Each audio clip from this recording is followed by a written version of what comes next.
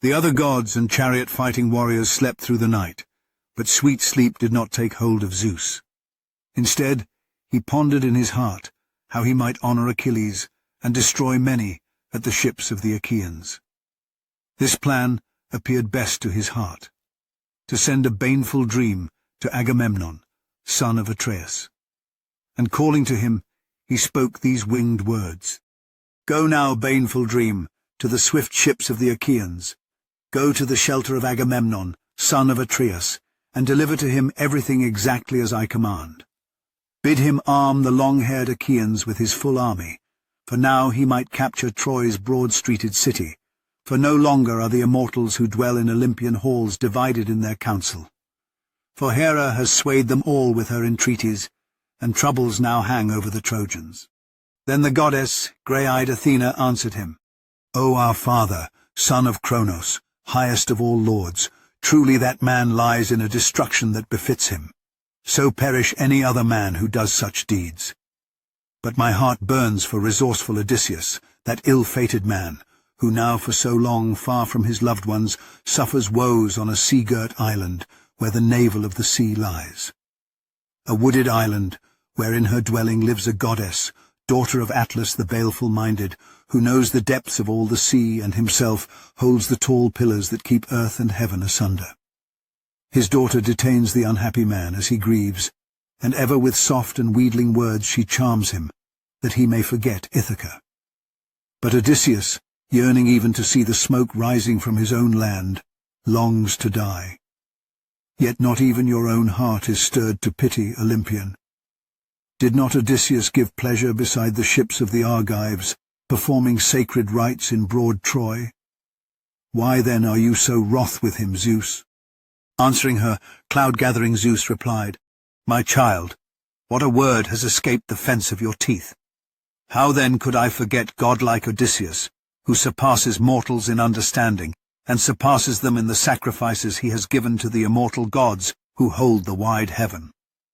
But Poseidon the Earthshaker is relentlessly angry over the Cyclops whose eye he blinded, godlike Polyphemus, whose power is greatest among all the Cyclopes. The nymph Thoosa bore him, daughter of Forces who rules the barren sea, after lying with Poseidon in the hollow caves. Ever since then, Poseidon the Earthshaker does not kill Odysseus outright, but drives him wandering far from his fatherland. But come, let all of us here consider together his return, how he may come home, and Poseidon will let go his wrath, for he will not be able to strive alone against all the immortals, contrary to the will of the gods." When he had spoken thus, he sat down, and among them rose Nestor, who was lord of sandy Pylos, and with good intent he addressed them and spoke. "O friends, leaders and rulers of the Argives, if any other of the Achaeans had recounted this dream, we would declare it false and reject it outright. But now it was seen by one who boasts to be by far the greatest of the Achaeans. But come, let us see if we can somehow arm the sons of the Achaeans." With these words he led the way from the council, and up rose the sceptre-bearing kings, obeying their shepherd of the people. The people came rushing forward, like tribes of dense swarming bees that emerge from a hollow rock, streaming forth ever anew, and fly in clusters over the spring blossoms. Some swarm densely here, others there. So the many tribes of men from their ships and huts were marching in companies along the deep shore toward the assembly. And among them blazed Rumour, Zeus's messenger, urging them to go. So they assembled. The assembly was in uproar, and the earth groaned beneath the settling crowd, and there was tumult. 9 heralds, shouting loudly, tried to restrain them, hoping they might cease their clamour and listen to the kings nurtured by Zeus. The people sat down eagerly, and were restrained in their seats, having ceased their clamour. Then Lord Agamemnon rose, holding a sceptre that Hephaestus had wrought with his craft. Hephaestus gave it to Zeus, son of Kronos and lord, and Zeus in turn gave it to the messenger, the slayer of Argus. Lord Hermes gave it to Pelops the charioteer, and he in turn gave it to Atreus, shepherd of peoples. When Atreus was dying, he left it to Thyestes rich in flocks, and he in turn bequeathed it to Agamemnon to bear, to rule over many islands and all Argos. Leaning upon it, he addressed the Argives. O friends, heroes, Danaans, servants of Ares! Zeus, the son of Cronos, has ensnared me in grievous folly, cruel god, who previously promised me and gave his pledge that I would return home after sacking well-fortified Troy. But now he has contrived wicked deception and commands me to reach Argos in dishonor, having lost so many men. Such must be the will of Zeus of supreme power, who has already brought down the citadels of many cities and will bring down even more. For his power is greatest. For this would be shameful for future generations to learn, that so great and mighty a host of Achaeans wages futile war and fights against fewer men, yet no end appears in sight. For if both Achaeans and Trojans were willing to swear faithful oaths and count ourselves together, the Trojans numbering all who dwell at home, while we Achaeans arrange ourselves in companies of 10, with each company choosing a Trojan to serve as wine-pourer, many companies of 10 would go without a wine-pourer. By so much do I declare the sons of the Achaeans outnumber the Trojans who dwell within the city. But there are allies, spear-wielding warriors from many cities, who greatly thwart me and prevent me, eager though I am, from sacking Troy's well-populated stronghold. 9 years of mighty Zeus have now gone by, and the timbers of our ships have rotted, and the ropes have loosened. And somewhere our wives and infant children sit in our halls waiting for us. But our task remains unfinished, the very purpose for which we came here. But come now, let us all do as I say. Let us flee with our ships to our beloved homeland, for we shall never take broad-streeted Troy. So he spoke, and stirred the hearts in the breasts of all the multitude who had not been present at the council. The assembly was stirred like the long waves of the Icarian sea, which both the east wind and the south wind rouse when they rush forth from the clouds of Father Zeus. And as when the west wind comes and stirs the deep grain field, rushing fiercely as it sweeps across, and the ears of grain wave beneath it, so was all their assembly stirred. With a great cry they rushed toward the ships, and dust rose swirling beneath their feet. They shouted to one another to seize the ships and haul them down to the shining sea, and they cleared the launching channels. Their cry of longing for home reached the heavens, and beneath they removed the props from the ships. Then a homecoming beyond their destined fate would have come to the Argives, if Hera had not spoken these words to Athena. Alas, child of aegis-bearing Zeus, unwearying one! Will the Argives thus flee homeward to their dear native land over the broad back of the sea, and leave as a boast to Priam and the Trojans, Argive Helen, for whose sake many of the Achaeans have perished in Troy, far from their dear native land? But go now among the bronze-armoured Achaean host. With your gentle words hold back each man, and do not let them drag their curved ships down to the sea. So she spoke, and the grey-eyed goddess Athena did not disobey, but darted down from the peaks of Olympus. Swiftly she reached the swift ships of the Achaeans. There she found Odysseus, equal to Zeus in wisdom, standing. He did not touch the well-benched black ship, for grief had seized his heart and spirit. Standing close beside him, grey-eyed Athena spoke. Noble son of Laertes, resourceful Odysseus, will you flee like this to your dear homeland, rushing to your many-benched ships, and leave Argive Helen as a prize for Priam and the Trojans to boast of, she for whom so many Achaeans died at Troy, far from their beloved fatherland? But go now among the Achaean host, and delay no longer. With your gentle words restrain each man, and do not let them drag their curved ships down to the sea. So she spoke, and he recognized the voice of the goddess who had spoken, and he began to run, casting off his cloak. The herald Eurybates of Ithaca, who served as his attendant, took charge of it. He himself went to meet Agamemnon, son of Atreus, and received from him the ancestral scepter, imperishable forever. With it he went down among the ships of the bronze-armoured Achaeans. Whatever king or distinguished man he encountered, he would stand beside and restrain with gentle words. My good man, it is not fitting for you to cower like a coward, but sit down yourself, and make the other troops sit down as well. For you do not yet clearly understand what Agamemnon's intentions are. Now he is testing us, but soon he will strike down the sons of the Achaeans. But in the council we did not all hear what he said, lest in his anger he bring harm upon the sons of the Achaeans. Great is the spirit of Zeus-nurtured kings. Their honor comes from Zeus, and Zeus the counselor loves them. But whenever he saw a common man and found him shouting, he would strike him with his scepter and rebuke him with harsh words. You wretch, sit quietly and listen to the words of others who are your betters, for you are cowardly and weak, never counted for anything either in battle or in council. We Achaeans cannot all rule as kings here. Rule by many is not good. Let there be one ruler, one king, to whom the son of crooked-counselled Cronus gave both sceptre and divine ordinances, that he might govern them wisely. So he marshalled the army in his role as commander, but they rushed back to the assembly from the ships and huts with a roar, like a wave of the thundering sea that crashes upon a mighty shore while the deep ocean resounds. The others sat down and kept to their seats, but Thersites alone still ranted on with his reckless tongue, who stored in his mind a wealth of words both disorderly and many, empty words, not spoken with proper decorum, to quarrel with kings, speaking only what he thought would amuse the Argives. He was the most hideous man who came to Troy. He was bow-legged and lame in one foot. His shoulders were hunched forward over his chest. Above, his head came to a point, with only sparse hair growing on it. He was most hateful to Achilles above all, and to Odysseus, for he would quarrel with them. Then once more he hurled sharp reproaches at godlike Agamemnon, crying out loudly. The Achaeans were furiously angry with him and felt deep resentment in their hearts. But he, bellowing loudly, berated Agamemnon with his words.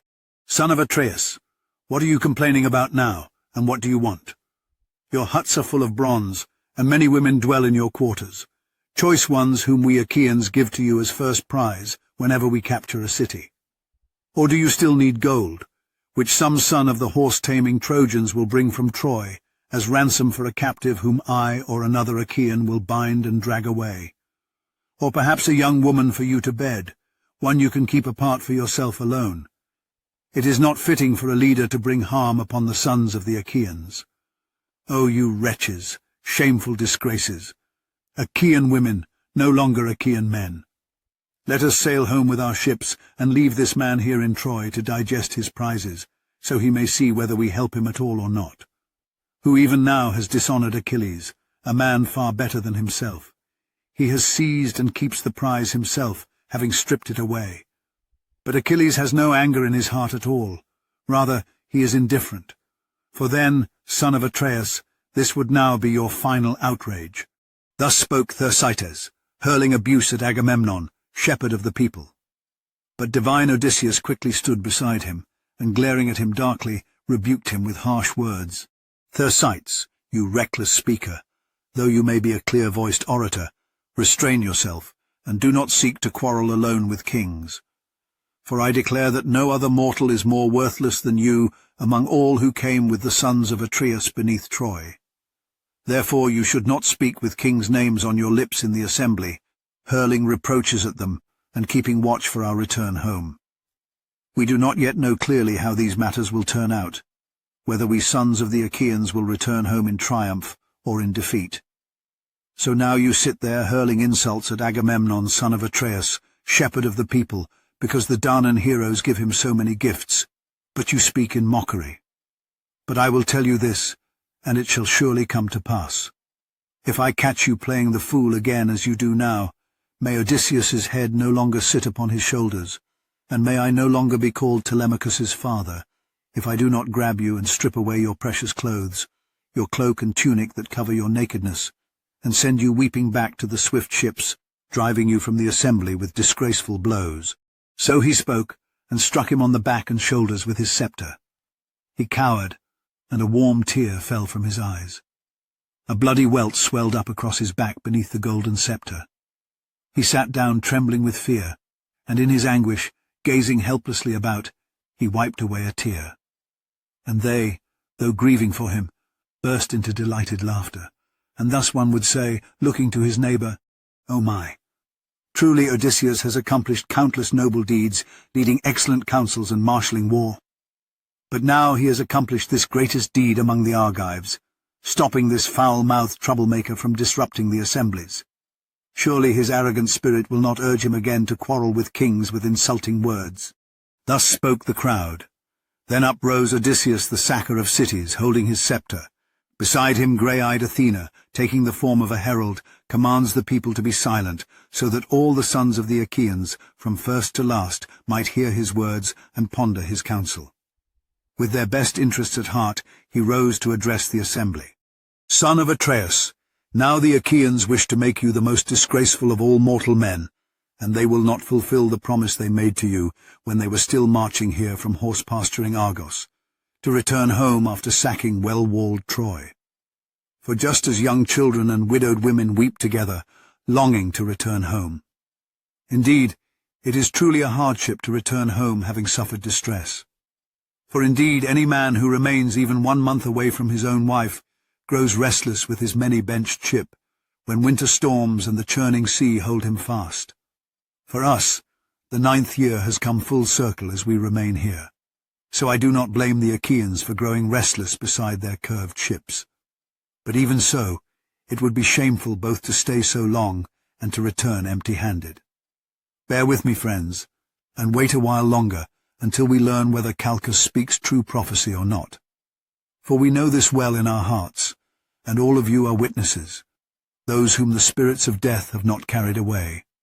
Just yesterday and the day before, when the Achaean ships were assembling at Aulis to bring ruin upon Priam and the Trojans, we were offering perfect sacrifices to the immortal gods around the spring at the sacred altars, beneath a beautiful plane tree where bright water flowed. Then appeared a great portent, a serpent with blood-red back, terrible to behold, which the Olympian himself sent into the light. Darting from beneath the altar, it rushed toward the plane tree. There were sparrow nestlings, helpless young ones, huddled beneath the leaves on the highest branch, 8 of them, and their mother made the 9th, she who had borne these children. There the serpent devoured them pitifully as they chirped. The mother bird fluttered around, lamenting her dear children. Then coiling around her, he seized her by the wing as she shrieked in anguish. But after it had devoured the sparrow's young and the mother bird herself, the god who had made it appear rendered it clearly visible. For the son of crafty-minded Kronos turned him to stone. And we stood there in amazement at what had come to pass. So when these dreadful portents from the gods disrupted our sacrifices, Calchas immediately began to prophesy. "Why have you fallen silent, long-haired Achaeans? Zeus the counsellor has revealed this great portent to us, late in coming and late in fulfillment, whose glory shall never fade. Just as this serpent devoured the sparrow's young, and the mother herself, 8 nestlings, and the mother made 9 who bore them, so we shall wage war here for just as many years, but in the 10th we shall capture the broad-streeted city." So he spoke. All these things are now coming to pass. But come now, all you well-grieved Achaeans, remain here until we capture great Priam's city. So he spoke, and the Argives raised a mighty shout, while all around the ships rang out with terrible sound beneath the Achaeans' cries, as they acclaimed the words of godlike Odysseus. Then Nestor of Gerenia the horseman spoke among them. "Good heavens, you are truly deliberating like children, like little ones who care nothing for the works of war. Where then will our agreements and oaths lead us?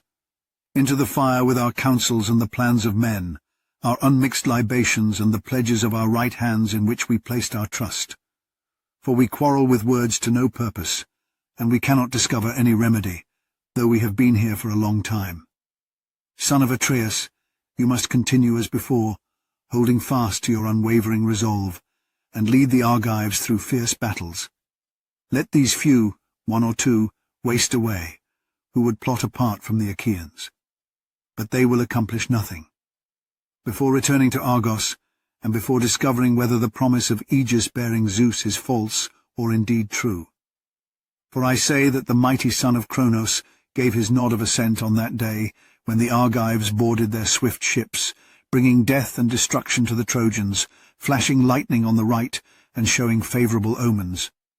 Therefore let no one be eager to return home before lying with some Trojan's wife, to avenge Helen's sufferings and groans. But if anyone is desperately eager to return home, let him lay hands on his well-benched black ship, so that he may meet death and doom ahead of all the rest. But you yourself, my lord, plan well, and listen to another's counsel. The word I speak will not be cast away in vain. Organize your men by tribes and brotherhoods, Agamemnon, so that brotherhood may support brotherhood, and tribe may support tribe. If you act thus, and the Achaeans obey you, then you will discover which of the commanders is base, and which of the soldiers, and which one proves valiant, for they will fight organized by their own units. Then you will know whether it is by divine will that you cannot sack the city, or through the cowardice and ignorance of your men in battle. Then Lord Agamemnon answered him and spoke. Indeed, old man, once again you surpass the sons of the Achaeans in the assembly. Would that Zeus the Father and Athena and Apollo might give me 10 such advisers among the Achaeans. Then swiftly would the city of Lord Priam fall, captured and destroyed beneath our hands.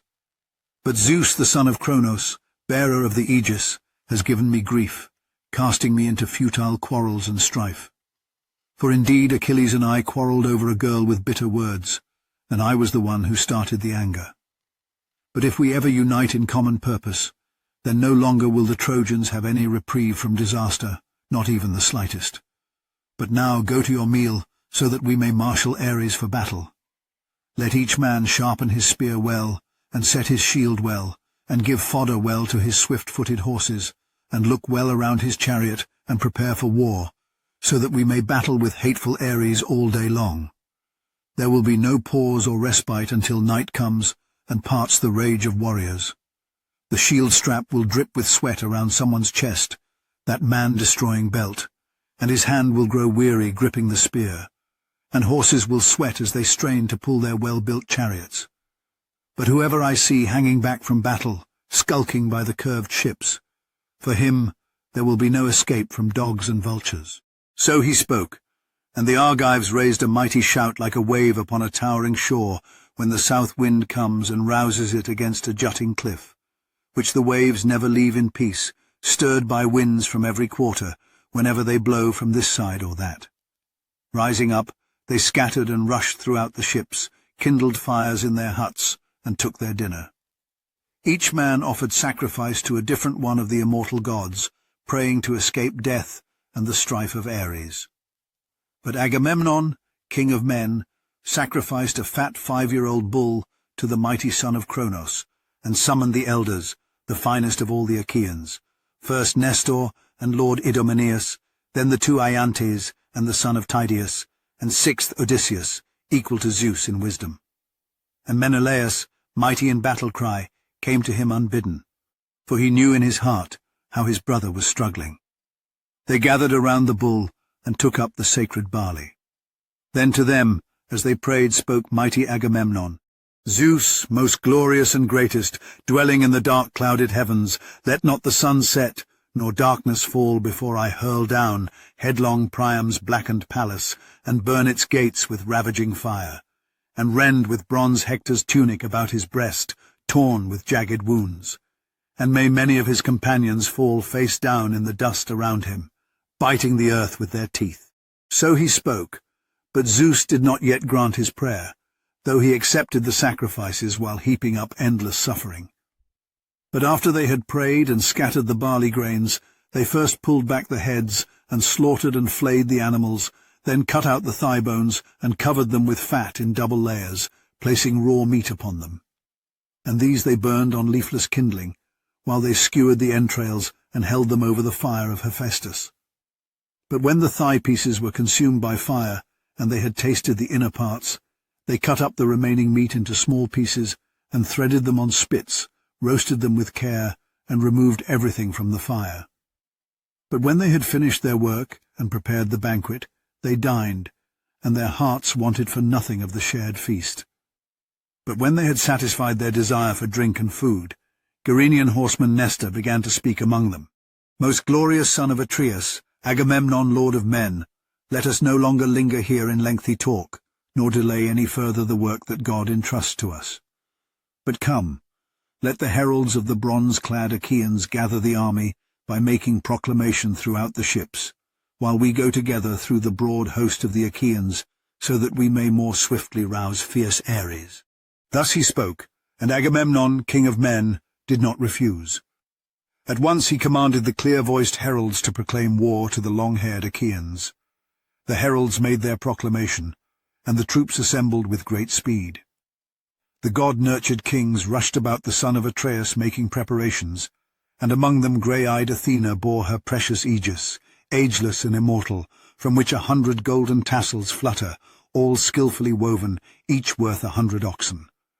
Flashing with it, she swept through the Achaean army, urging them to advance, and she roused in each warrior's heart relentless strength to fight and wage war. Then at once war became sweeter to them than sailing home in their hollow ships to their beloved fatherland. As when a consuming fire blazes across the endless woodland on a mountain summit, and its light shines visible from far away, so from their marvelous bronze as they came forward, a gleaming radiance flashing on all sides reached up through the bright air to heaven. Like the countless flocks of winged birds, geese or cranes or long-necked swans, that in the Asian meadow around Caister's flowing waters fly this way and that, exulting in their wings and settling with loud cries, while the meadow echoes with their sound, so did the many tribes of warriors pour forth from ships and shelters onto the Scamandrian plain. But beneath them, the earth thundered terribly under the feet of both men and horses. They stood in the flowery meadow of Scamander, countless thousands, as numerous as the leaves and blossoms that spring forth in their season.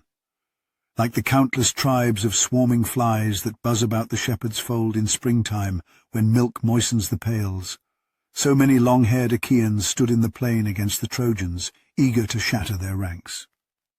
Just as goat-herds easily sort out the wide-ranging flocks of goats when they have mingled together at pasture, so the commanders marshalled them on every side for battle, and among them was Lord Agamemnon, with eyes and head like Zeus, who delights in thunder, a waist like Ares, and a chest like Poseidon.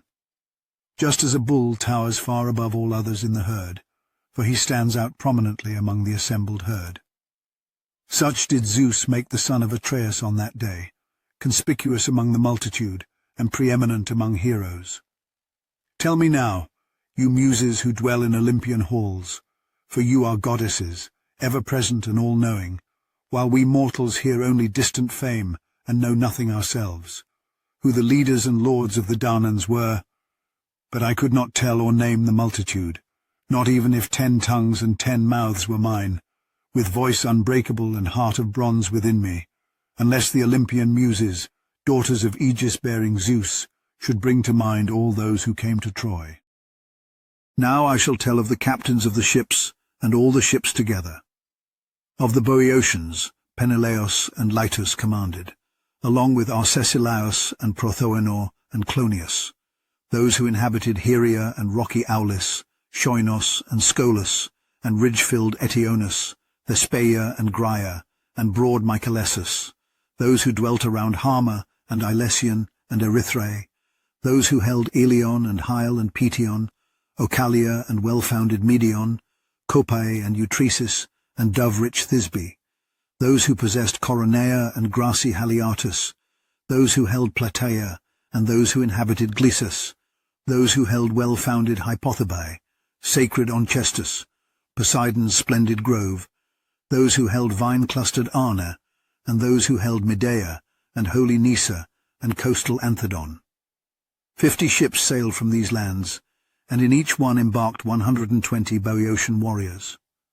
Those who inhabited Aspledon and Minion Orchomenus were led by Ascalaphus and Ialmenus, sons of Ares, whom Astyoche bore in the house of Actor, son of Azeus, a reverent maiden who ascended to the upper chamber to mighty Ares, and he lay with her in secret.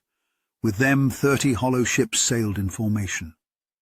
The Phocians were led by Schedius and Epistrophus, sons of great-hearted Iphitus, son of Naubolus.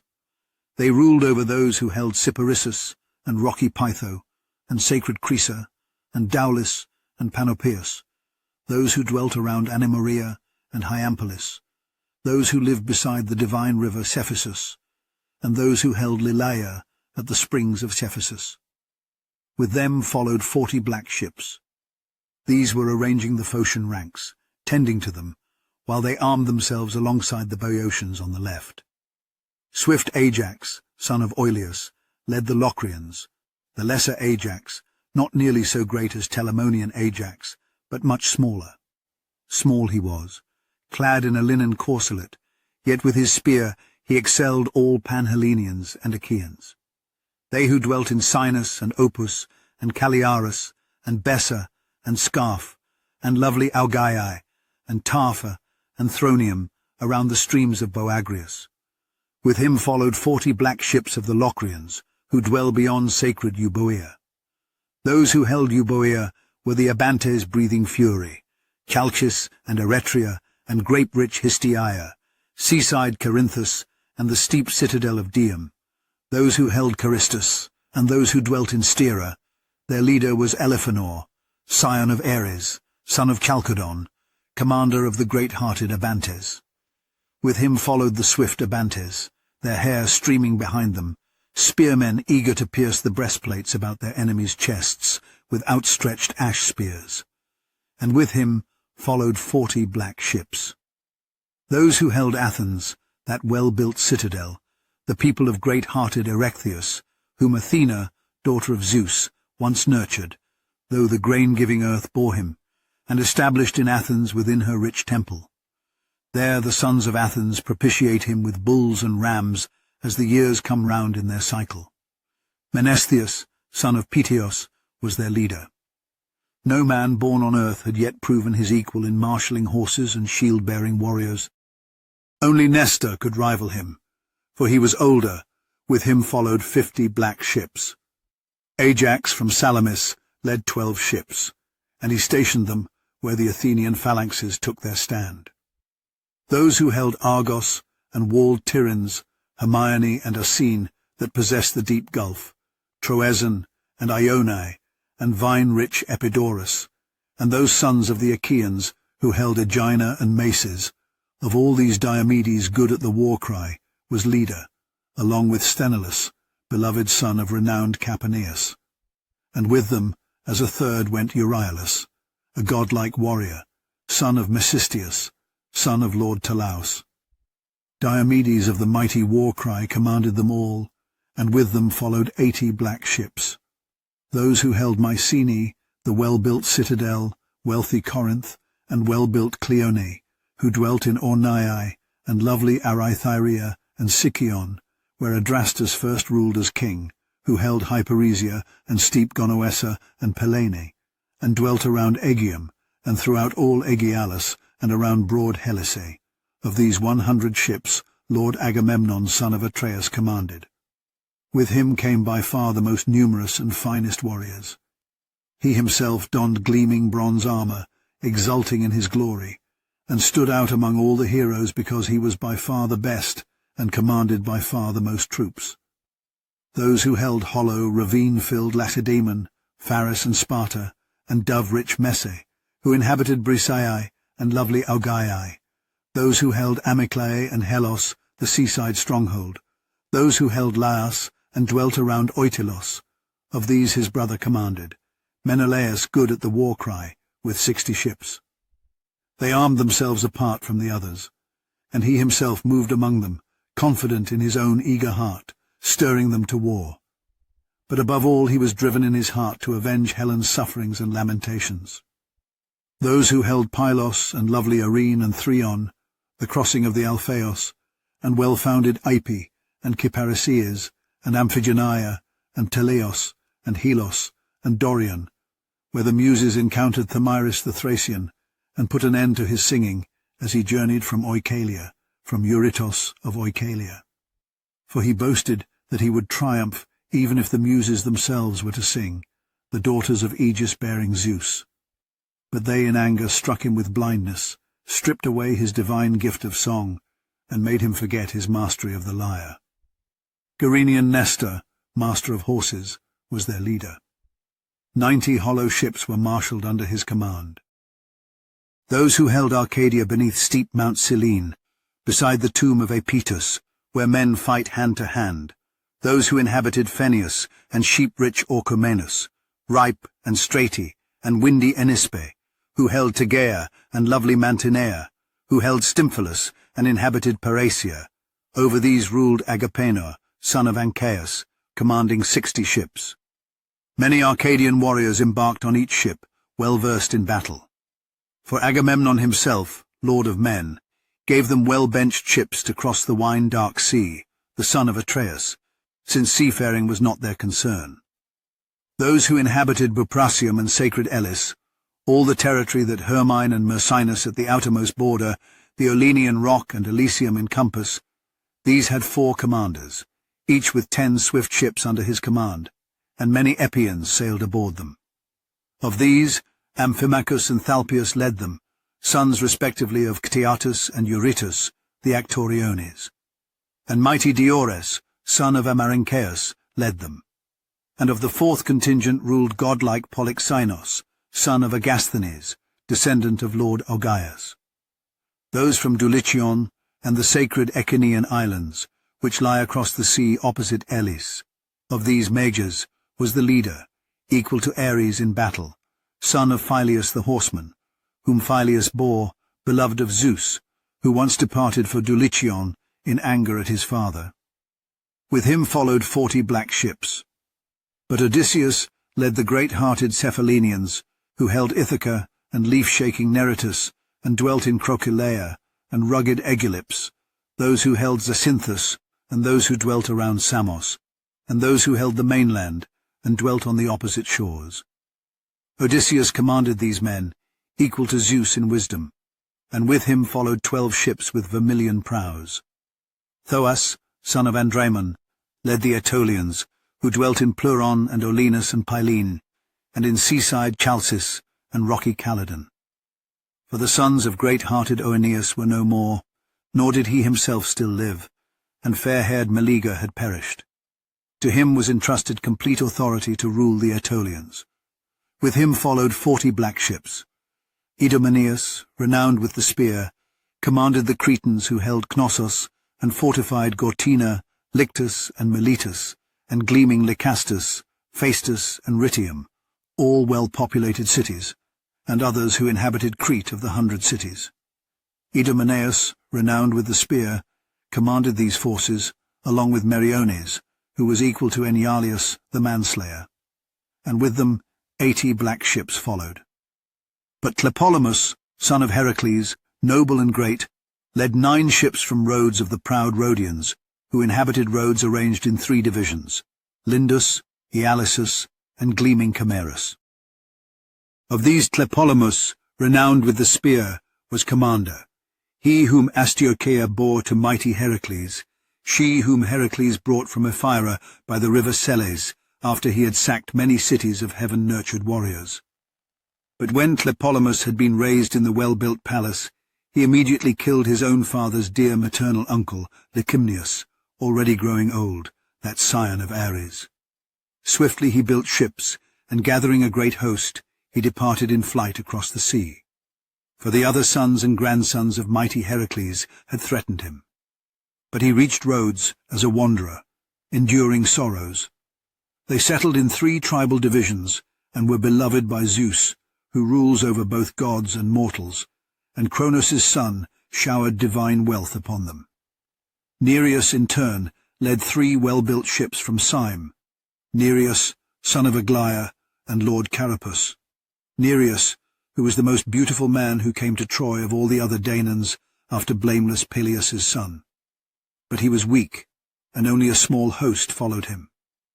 Those who held Nisseros, and Crapathos, and Kassos, and Kos, Eurypylus' city, and the Calydnae islands, of these Pheidipos and Antiphos were the leaders, both sons of Thessalos, descendant of Lord Heracles. With them 30 hollow ships were drawn up in formation.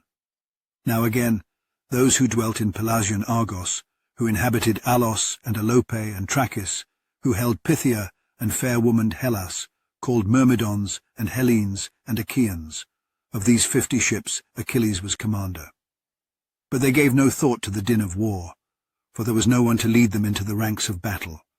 For swift-footed divine Achilles lay idle among the ships, wrathful over the fair-haired maiden Briseis, whom he had won from Lyrnessus through great struggle, having sacked Lyrnessus and the walls of Thebe, and struck down Mines and Epistrophus, masters of the spear, sons of King Evenus, son of Selepius. For her he lay in anguish, but soon he was destined to rise. Those who held Phylace and flowery Pyrrhasus, Demeter's sacred precinct, and Iton, mother of flocks, and seaside Antron, and grassy Pteleos, of these warlike Protesilaus was commander while he lived. But by then the black earth already held him. His wife was left behind in Phylace, tearing her cheeks in grief, and his house remained half-built. But a Dardanian warrior killed him as he leaped from his ship, by far the first of all the Achaeans. Yet they were not without a leader, though they yearned for their commander. But Podarchus, scion of Ares, son of Iphiclos, rich in flocks, descendant of Phylacos, younger brother of great-hearted Protesilaus, marshalled them. But he was both older and the better warrior, martial Protesilaus. Nor did the people lack a leader, though they yearned for their noble one. 40 black ships followed with him. Those who inhabited Phere beside Lake Bobais, and Bube and Glaphyrae, and well-built Iolcus. Over these ruled Eumelus, beloved son of Admetus, with 11 ships. Divine Alcestis bore him to Admetus, she who was most beautiful in form among the daughters of Peleus.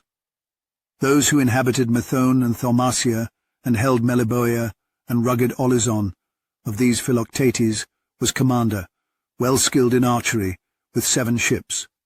In each ship 50 rowers had embarked, men well skilled with the bow and mighty in battle. But he lay on an island enduring terrible anguish, on sacred Lemnos, where the sons of the Achaeans had abandoned him, tormented by a grievous wound from the malevolent serpent. There he lay suffering, but soon the Argives were destined to remember Lord Philoctetes beside their ships. Yet they were not without a leader, though they yearned for their commander. But Medon marshalled them, the bastard son of Oileus, whom Rhene bore to Oileus, the city-destroyer. Those who held Tricca and steep-cliffed Ithome, and those who possessed Oechalia, city of Eurytus of Oechalia. Of these the 2 sons of Asclepius were leaders, skilled healers, Podalirius and Machaon. With them 30 hollow ships sailed in formation.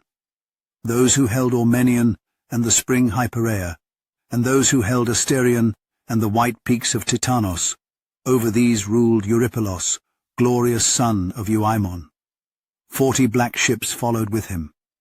Those who held Argissa and inhabited Girton, Ortha, and Elone, and white Olourson, of these warlike Polypoetes, was commander, son of Perithous, whom immortal Zeus fathered, whom glorious Hippodamea bore to Perithous on the day when he took vengeance on the shaggy centaurs, driving them from Pelion and forcing them toward the Aethuses. Not alone, but with him went Leonteus, scion of Ares, son of proud-hearted Coronis, the son of Caeneus. With them followed 40 black ships. Guneus from Cyphus led 22 ships. With him followed the Enienes and the war-steadfast Perabi, who had made their homes around wintry Dodona, and those who tended the lands around lovely Titaressus, which pours its beautiful flowing water into Peneus, yet does not mingle with silver-eddied Peneus, but flows over it from above like oil. For it is a branch of the dread oath-water of Styx. Prothous, son of Tenthredon, commanded the Magnetes, who dwelt around Peneos and leafy Pelion. Swift Prothous commanded them, and 40 black ships followed with him. These then were the leaders and commanders of the Danans. Who then was the best of them all? Tell me, Muse, of both the warriors themselves and their horses, who followed alongside the sons of Atreus. By far the finest horses were those of Pheres' son, which Eumelus drove, swift as birds, matched in colour and age, with backs perfectly level, which silver-bowed Apollo raised in Perea, both mares, carrying the terror of Ares. Of men, by far the best, was Telamonian Ajax, while Achilles nursed his wrath. For he was by far the mightiest, as were the horses that bore the noble son of Peleus. But he lay among his curved seafaring ships, nursing his wrath against Agamemnon, shepherd of peoples, son of Atreus. But the troops by the breaking waves of the sea amused themselves throwing discuses and javelins and shooting bows. The horses stood beside their chariots, each one feeding on lotus and marsh-grown celery. The well-crafted chariots of the chieftains lay idle in their shelters. But they, yearning for their battle-loving commander, roamed here and there throughout the camp and would not fight. They advanced as though the whole earth were ablaze with fire. The earth groaned beneath them, as it does for Zeus, who delights in thunder when he rages and lashes the land around Typhoeus in Arema, where they say lies the resting place of Typhoeus. Thus beneath their feet the earth groaned mightily as they advanced. Very swiftly they swept across the plain. To the Trojans came wind-footed Iris as messenger from Aegis-bearing Zeus, bearing a grievous message. They were holding council at Priam's gates, all assembled together, both young and old. Drawing near, swift-footed Iris addressed them. She assumed the voice of Polites, Priam's son, who served as the Trojan sentinel, confident in his fleetness of foot, stationed atop the lofty tomb of aged Asiates, keeping watch for the moment when the Achaeans would launch forth from their ships. Assuming his appearance, swift-footed Iris addressed him. "Old man, you always love your endless, thoughtless speeches, just as you did in peacetime. But relentless war has arisen. I have already entered into very many battles of men, but never yet have I beheld such a people, so vast in number. They advance across the plain to battle against the city, countless as leaves or grains of sand. Hector, to you above all I give this charge, and act accordingly. For many allies of great Priam are throughout the city, and the tongues of the far-scattered peoples differ one from another. Let each man signal to those he commands, and let him lead out his citizens after marshalling them in formation." So she spoke, and Hector did not fail to recognize the goddess's word, but immediately dissolved the assembly. They rushed to their armor. All the gates flew open, and out rushed the host, both infantry and cavalry. A great din arose. There stands a steep hill before the city in the plain, set apart with paths running round it on every side. This hill that mortals call Batiaea, though the immortals know it as the tomb of nimble Myrene. There the Trojans and their allies then marshalled themselves into divisions. Great Hector of the glancing helmet, son of Priam, commanded the Trojans. With him the most numerous and finest warriors by far were arming themselves, eager for battle with spears. The Dardanians were led by noble Aeneas, son of Anchises, whom divine Aphrodite bore to Anchises on the slopes of Mount Ida, when the goddess lay with a mortal man. He was not alone, but with him were two sons of Antenor, Archelochus and Acamas, both well versed in every kind of battle. Those who dwelt in Zelea beneath the lowest slopes of Ida were wealthy Trojans who drank the dark waters of the Aesopus. Over them ruled Pandarus, glorious son of Lycaon, to whom Apollo himself had given his bow.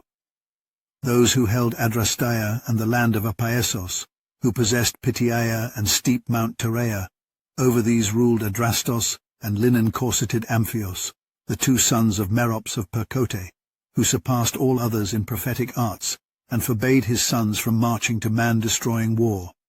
But the two did not obey him at all, for the spirits of dark death were driving them forward.